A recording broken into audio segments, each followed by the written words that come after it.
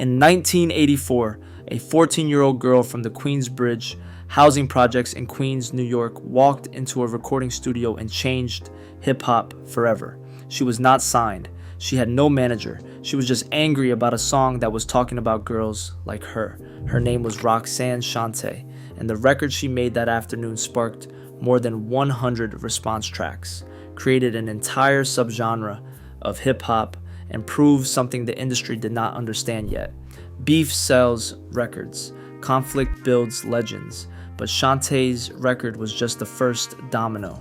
Over the next 4 decades, rap beefs would reshape the music industry, end careers, launch empires, and in the most tragic cases, cost artists their lives. This is the story of every rap beef that changed hip-hop forever. It starts in 1984 with a group called UTFO. They released a track called Roxanne Roxanne about a girl who rejected their advances. The song was a hit, but across town in Queensbridge, a teenage girl named Lolita Shante Gooden heard it and took it personally. Her neighbor, the producer Marley Morrow, put her on a beat, and she recorded Roxanne's Revenge in a single take.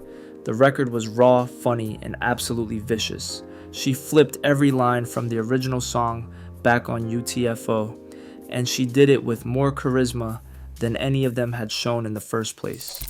The record sold 250,000 copies in the New York area alone before it even had national distribution. And then something wild happened. Other rappers started making their own Roxanne records. The Real Roxanne, Roxanne's Doctor, Sparky D meets Roxanne, Roxanne's a Man.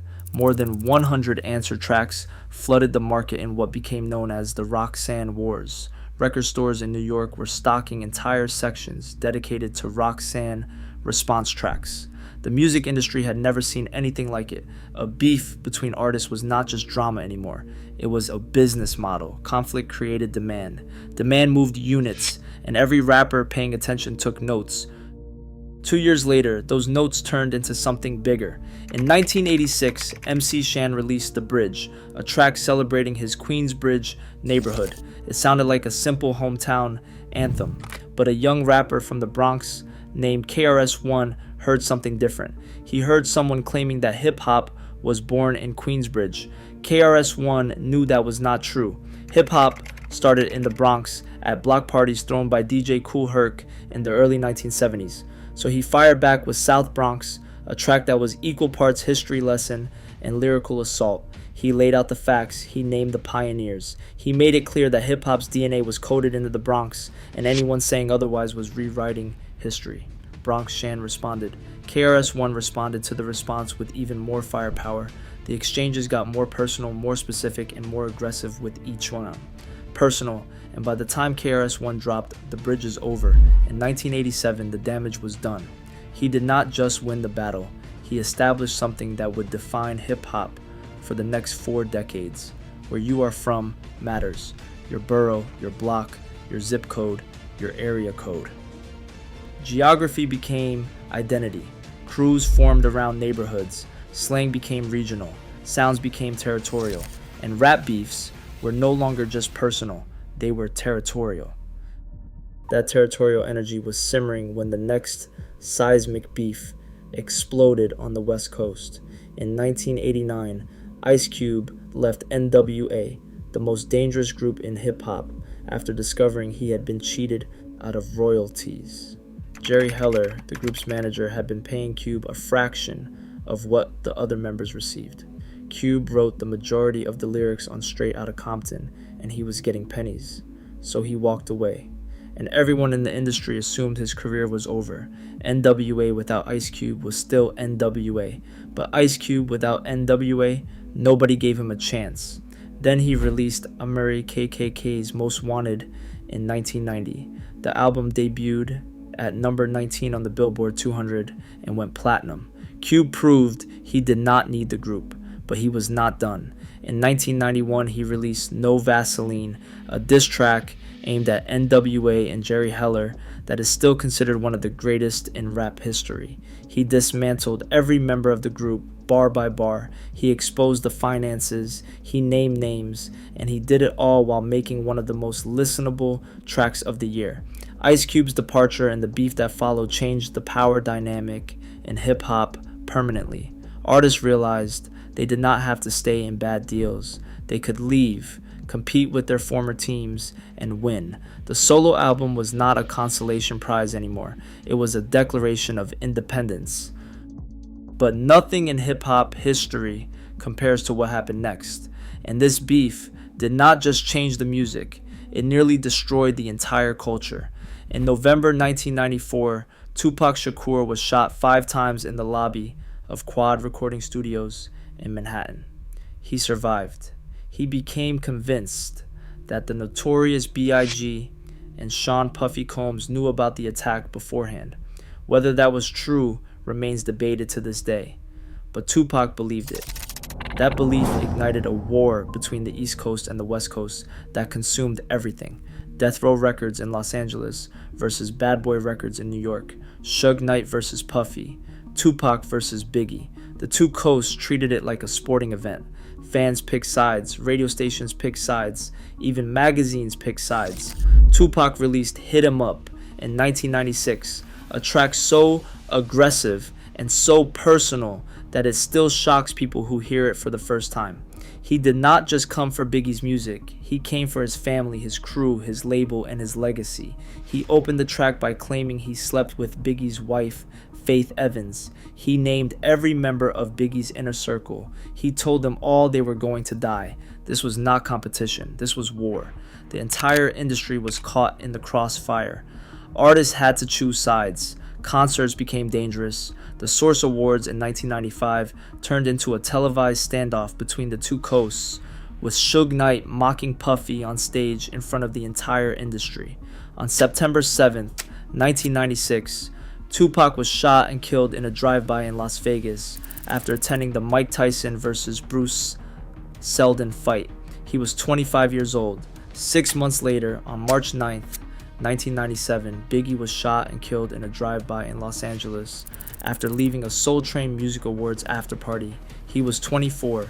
The two greatest rappers of their generation were dead within 7 months of each other. The East Coast versus West Coast war did not end with a winner. It ended with 2 funerals and an industry staring at itself in the mirror. Hip-hop was forced to change after that. The glorification of beef took a different form. The violence was not cool anymore. The culture needed a new way to compete. If you are learning something from this, hit subscribe. I break down hip-hop history and culture every week. And that new way to compete arrived in 2001 when Jay-Z and Nas went to war for the title of King of New York. This beef was different from everything that came before. Nobody died. Nobody got shot. The weapons were pure lyrical ability and nothing else. Jay-Z struck first with Take Over at Summer Jam 2001, performing it live on stage with a giant screen showing footage of Nas behind him. He attacked Nas's inconsistent album releases. He attacked his credibility. He made the case that Nas had one classic album and a lot of filler. Nas responded with Ether, a track so devastating that the word itself became slang for destroying someone in a rap battle. Ether was raw, personal, and relentless. Nas didn't just respond to Jay-Z's arguments. He dismantled the man's entire persona. He questioned his authenticity. He mocked his relationship with his business partner Dame Dash. He called him out for biting the styles of Biggie and other rappers. And he delivered it all over a beat that sounded like a funeral march. The internet was still young, but message boards and chat rooms exploded. Fans debated every bar. Radio stations ran polls. Hot 97 in New York had listeners calling in around the clock to weigh in on who won. The debate over who won has lasted over 2 decades, and honestly, it doesn't matter. What matters is what the beef produced. Jay-Z released The Blueprint, one of the greatest rap albums ever made, partly fueled by his need to prove Nas wrong. Nas released Stillmatic, his return to form after years of mediocre projects driven by the same competitive fire. The Jay-Z versus Nas rivalry proved that beef could elevate art. That competition between equals doesn't have to end in violence. It can end in two artists pushing each other to the peak of their abilities. They eventually squashed the beef in 2005 when Nas joined Jay-Z on stage at his I Declare War concert. Today they have mutual respect and even toured together. The next evolutionary leap in hip-hop beef came from Queens, New York, and a man who treated conflict like a Fortune 500 business strategy. 50 Cent didn't just beef with Ja Rule. He studied Ja Rule. He found every weakness, every insecurity, every soft spot, and then he exploited all of them simultaneously. 50 Cent and Ja Rule had real history. There were stabbings, shootings, and genuine street violence between their camps in the late 1990s and early 2000s. But 50 Cent's genius was in turning the conflict into entertainment. He made comedy skits about Ja Rule. He remixed Ja Rule's songs to mock them. He turned up at events just to make Ja Rule uncomfortable. He did radio interviews where he would play Ja Rule's music and laugh at it in real time. And it wasn't just talk. 50 Cent went after Ja Rule's business relationships. He mocked his label, Murder Inc. He targeted his affiliation with Irv Gotti. He made it socially embarrassing for other artists to collaborate with Ja Rule. One by one, the features dried up. The radio support faded. The label deals collapsed. By 2004, Ja Rule had gone from selling millions of albums and having massive pop crossover hits with Ashanti to being a cultural punchline. His career never recovered in the same way. 50 Cent proved something new. You don't need the best diss track to win a beef. You need the best campaign, sustained ridicule, constant pressure, and a smile on your face the entire time. That lesson set the stage for one of the most important moments in hip-hop history. On September 11th, 2007, Kanye West and 50 Cent released albums on the same day. Graduation versus Curtis. 50 Cent told the press he would retire if Kanye outsold him. It was supposed to be a publicity stunt, a marketing gimmick. Kanye sold 957,000 copies in the first week. 50 Cent sold 691,000. Both numbers were massive by any standard. But Kanye won, and that victory meant something far beyond album sales. For years, 50 Cent had represented the dominant sound of hip-hop. Hard beats, street narratives, gangsta posturing. He came up through the mixtape circuit bragging about getting shot 9 times. His aesthetic was bulletproof vests, tattoos, and an intimidation factor that made radio programmers and club DJs fall in line. Kanye represented something completely different: sped up soul samples, vulnerability, polo shirts instead of bulletproof vests, songs about his mother, his insecurities, and the feeling of never quite fitting in. When Graduation outsold Curtis, the culture received a clear signal. The era of gangsta rap, as hip-hop's default setting, was over.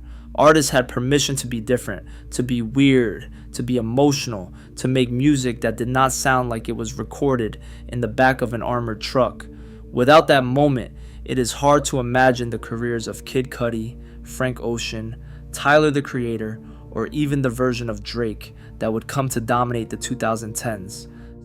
Speaking of Drake, the next major evolution in rap beef happened on his watch. In July 2015, Meek Mill went on Twitter and accused Drake of using ghostwriters. Specifically, he claimed that Quentin Miller wrote Drake's verse on their collaboration, Riches. Instead of crafting a careful response over days or weeks the way rappers had done for decades, Drake dropped Charged Up within 48 hours. Then he followed it with Back to Back just days later. Back to Back did not just end the beef, it became the first diss track in history to receive a Grammy nomination. Meek Mill, meanwhile, was buried under an avalanche of memes. The internet created side-by-side comparisons. They turned Meek into a punchline overnight. By the time Meek released his response track, Wanna Know, nobody was listening anymore. The conversation had moved on. Drake versus Meek Mill marked the moment social media became the primary battlefield for for rap beef. It was no longer about who had the better verse, it was about who controlled the narrative online. Memes became ammunition, Twitter became the arena, and the speed of public opinion became more important than the quality of the music. 3 years later, Pusha T reminded everyone that information is still the most dangerous weapon in hip-hop. In May 2018, Pusha T released The Story of Adidan, a diss track aimed at Drake that revealed he had a secret son with a woman named Sophie Brousseau. The cover art was a photo of Drake in blackface from an old photo shoot. Drake had been keeping his son's existence quiet. He had planned to reveal the child on his own terms, possibly on his upcoming album, Scorpion. Pusha T took that choice away from him in 3.5 minutes. Reports surfaced that Drake had a response track ready, produced by a full team of collaborators, including some of the biggest names in hip-hop production. He never released it. Jay Prince, Drake's mentor and the founder of Rap-A-Lot Records, reportedly advised him to stand down, because the response would have escalated the situation beyond music into territory that could have real-world consequences for multiple people. The decision to not respond became its own story. Some fans saw it as wisdom, others saw it as an admission of defeat. Either way, the damage was done. Drake addressed his son on Scorpion when it was released weeks later, but the narrative had already been written by Pusha T.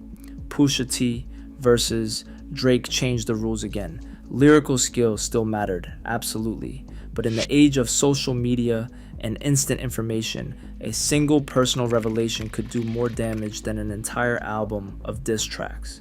The song had fewer than 100 bars, but it contained more destructive force than most rappers generate in their entire careers. Artists started guarding their private lives more carefully after that, and DAS became standard practice. Inner circles got smaller. The stakes of beef had expanded beyond music and into real personal exposure. And then came 2024, when Kendrick Lamar and Drake turned a simmering rivalry into the biggest rap beef in a generation. It started with the verse. In March 2024, Kendrick appeared on Future and Metro Boomin's track Like That and directly named Drake and J. Cole as rappers who did not belong in the same conversation as him. What followed was the most concentrated exchange of diss tracks in hip-hop history. Drake released Push Ups and Tailor-Made Freestyle. Kendrick responded with Euphoria, a 6-minute surgical dissection. Drake fired back with Family Matters. Kendrick countered the same day with Meet the Grams, a track addressed individually to Drake's mother, father, and son. Then came Not Like Us. Not Like Us was not just a diss track, it was a summer anthem. The song went platinum. It hit #1 on the Billboard Hot 100. It became the soundtrack to cookouts, basketball games, block parties, and graduation ceremonies across the country. DJs played it at weddings. It showed up in NFL stadiums. The phrase "not like us" became a cultural shorthand that transcended hip-hop entirely. Kendrick performed it multiple times at a massive concert at the Kia Forum in Inglewood, California, with 17,000 fans rapping every word back to him. The event was streamed live and became one of the most watched hip-hop performances of the year. It felt less like a concert and more like a victory lap. Drake's response was unlike anything hip-hop had seen before. He filed legal petitions against Universal Music Group, his own label, alleging that they had used bots to inflate the streaming numbers of Not Like Us, and that the song contained defamatory accusations. Whether those claims have merit is still being determined, but the fact that a rap beef ended up in legal filings instead of a recording booth tells you everything about where the culture has gone. Kendrick versus Drake redefined what a rap beef can become in the streaming era. Diss tracks can top the charts, feuds can generate billions of streams, and the fallout can spill from the studio into courtrooms, corporate boardrooms, and legal proceedings that may take years to resolve. Every one of these beefs changed something fundamental about hip-hop. Roxanne Shante proved beef could build a career from nothing. KRS-One turned geography into identity and made your neighborhood your brand. Ice Cube showed artists they could walk away from bad deals and come back stronger than ever. Tupac and Biggie forced the culture to confront the real cost of violence, a cost that was measured in caskets and grieving mothers, and two of the greatest voices hip-hop will ever produce silenced before they turn 26. Jay-Z and Nas elevated competition into art and proved that rivals can push each other to greatness without anyone getting hurt. 50 Cent turned beef into brand strategy and demonstrated that controlling the narrative matters more than winning a single exchange. Kanye versus 50 Cent gave the entire culture permission to evolve beyond one sound, one look, one way of being a rapper. Drake versus Meek Mill moved the battlefield from the recording studio to social media, where memes travel faster than music. Pusha T weaponized personal information and made every rapper reconsider who they trust. And Kendrick versus Drake turned a rap beef into a cultural event worth billions of dollars in streaming revenue, Grammy nominations, and legal proceedings. Hip-hop was built on competition. From the very first block parties in the Bronx, where disc jockeys battled each other for the crowd's approval, conflict has been the fuel that pushes this culture forward. And every time two artists go to war, the music, the business, and the culture come out looking different on the other side.